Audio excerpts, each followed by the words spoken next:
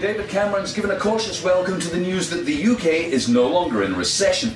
Here's what he didn't say. Growth is a good thing. It's just what we need. After all, how are we going to pay back all the interest on all the money we borrowed from those nameless bankers if we don't have growth?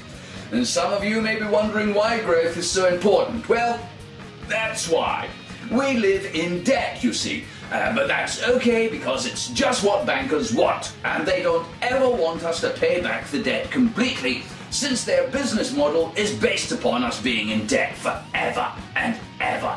Growth simply means we can afford to pay the interest, not the actual debt. Meanwhile, since we owe vast sums of money to the bankers all the time, it's only right that they should tell us how to run our country and how to get growth.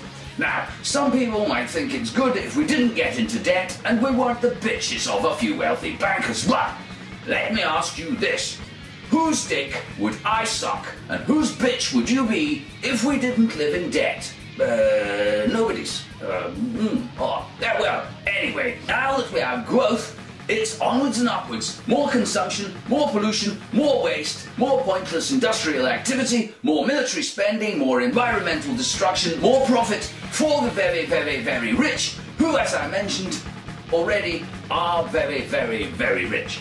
This is good news for rich people and good news for Britain. Now, let us all bury our faces in some sweaty knickers containing the scent of Her Majesty's pussy juice and take a deep breath.